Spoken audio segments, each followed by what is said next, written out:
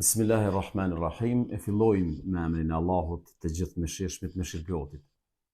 E përshëndesim gjithmonë më të mirin njerëzimit pejgamberin ton Muhammedin a.s. Ju falenderojmë juve për kohën që ndani dhe lutemi për gjithë ne gjatë këtyre ditëve të bekuara. Na i pranoj Zoti gjitha punët e mira, qofshin të natyrës ritale, qofshin të angazhimeve të jetës.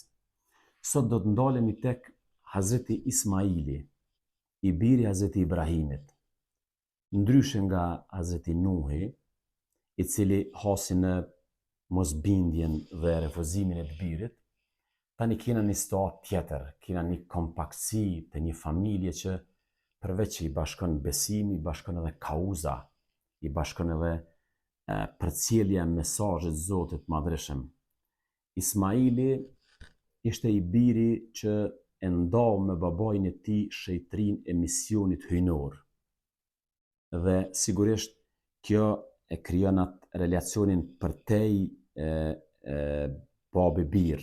Domethënë kemi të bëjmë me një babë dhe me një djalë, me të birin e tij që të dytë janë profetë të Zotit Madhreshëm.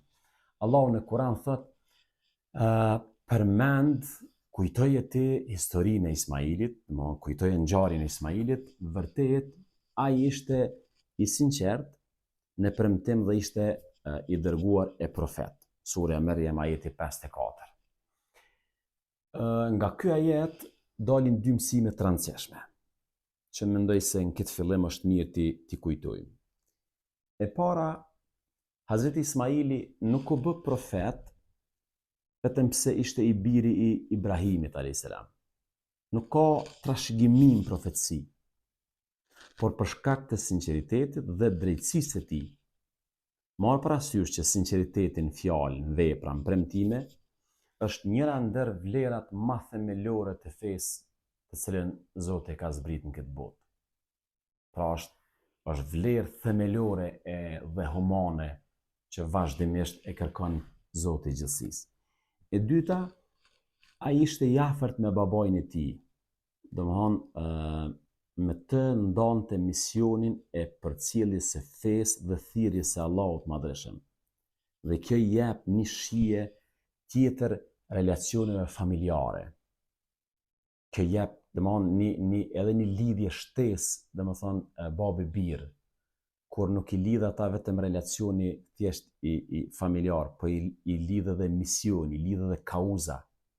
Dhe mendoj që kjo është jashtëzakonisht e rëndësishme brenda një familje, kur lidhjet, domethënë, ose synimet janë të përbashkëta, kur kauza është e përbashkët, e bën gjithmonë më kompakte familjen.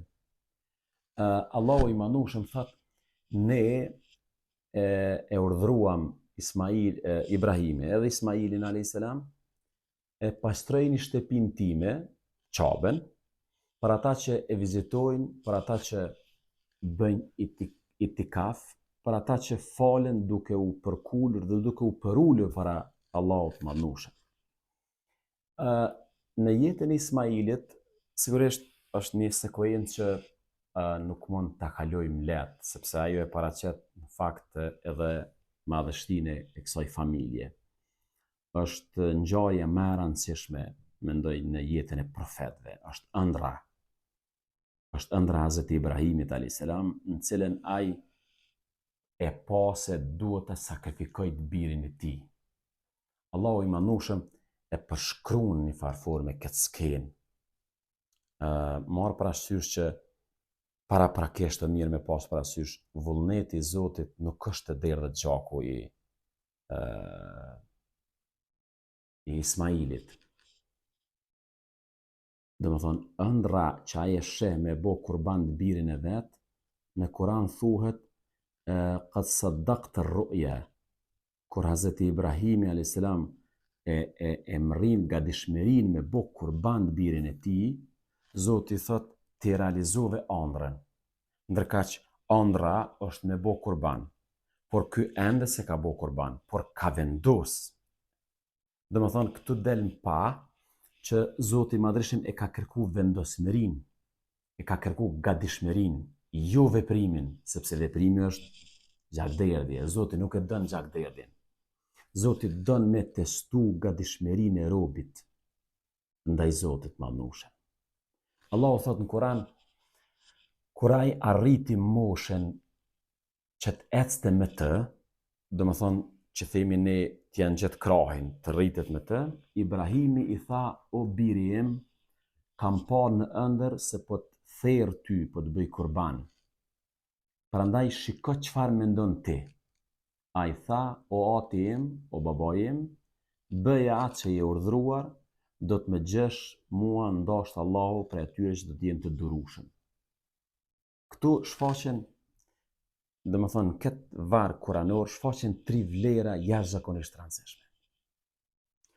E para, gjithmonë është bindja e plot ndaj Zotit, pa asnjë hezitim, përkundër vështirësisë, përkundër asaj që me të vërtetë ka mujt më usjell në brendësinë e tyne. Dhe mendoj se në historinë e Ibrahimit, Haxherës, Ismailit, vrehet kjo qartazi. Bindje pa kurfar hezitimi, dhe më thonë dashuri qaq e madhe ndaj Zotit, besim qaq i madh, që krejt të kërkesat Zotit janë të miren e tyre. E dyta është durimi palkundur, i shoqëruar me besim thellë prap. Durim, çka nënkupton durim? Durim nënkupton që këto veprime nuk kanë qenë të lehta, i bën që janë kanë sfiduese, e kanë sfidu ndoshta, si me thonë, brendësinë e tyre, megjithatë këtu vjen shprehje, dhe më thonë, durimi. Durimi për mi përballu, dhe më thonë, gjitha këto dhimbjet e këtyre nështrime ose të kësaj gatishmërie për mi nështru Allahut madhnushëm. Dhe mendoj se kjo është shkalla më e lartë e besimit, dorëzimi ndaj urdhave të Zotit madhnushëm. Prandaj, kjo familje mbetet shembulli i përjetshëm për gjithë besimtarët, deri në ditë kiametit. Vlera e tretë që kisha dashur me diskutu me ju, që mendoj se është jashtëzakonisht e rëndësishme, është një komunikim i shkëlqyeshëm ndërfamiljar, për cilin kemi shumë nevojë sot. Veçanërisht me gjitha këto rrjete sociale, me gjithë teknologji informative. Ndonjëherë ndoshta komunikojmë me telefonat tonë më shumë se sa me njëri tjetrin. Komunikim që do të thonë do të na duhej patjetër në këtë kohë, veçanërisht me fëmijët tanë. Për çfarë do teme qoftë. Mos të harrojmë një gjë. Edukimi, veçanërisht ai fetar, nuk bëhet me urdhra, nuk bëhet vetëm me urdhra, nuk bëhet me diktat, nuk bëhet me një farloj e përsie, nuk bëhet me një farloj ideje që unë e ushtroj autoritetin mbi ty. Edukimi më i mirë është modeli, të ofrojmë modelin, të ofrojmë dashurinë, komunikimin, respektin, dialogun, bisedimin, dhe gjitha këto të kulmojnë pastaj me bindje të lirë, me një bindje të thellë, e cila ka ardhur se rezultati i lirisë. Shihni tani, Hazreti Ibrahimi sheh ëndër që ëndra në principin e profetëve është shpallje, duhet me bot birin e tij kurban. Ai tash e thirr birin e tij, edhe i thot, unë kam po ëndër kështu, çka po mendon ti? Shtruhet pyetja, pse do të më pyet çka po mendon ti, kur ky është urdhri i Zotit? Sepse ai nuk don, si më thon, don me testu bindjen e Ismailit dhe don me provu që ky proces të bëhet edhe me bindjen e tij, në mënyrë që ai ta merr shpërblimin. Nëse bëhet me presion, nëse bëhet me dhunë, i bie që do të hup kuptimi i shpërblimit. Domethënë ai dëshiron që edhe i biri i tij me bë me bindje, me bë me vullnet lirë, sepse kësaj, domethënë do të realizohet shpërblimi. Feja, çdo gjë që lidhet me fenë, çdo gjë që ne e bëjmë në raport me Zotin e Madhërisëm, vjen vetëm si rezultat i bindjes së lirë. Përndryshe e hub kuptimin totalisht. Prandaj Hazreti Ibrahimi i thot birit e tij, domethënë un kam po ëndër kësaj, çka po mendon ti? Domethënë dëshiron me kthy çështjen tek vullneti i tij. në mënyrë që ai ta bëj me vullnet të lirë dhe me bindje se duhet bërë një gjë e tillë.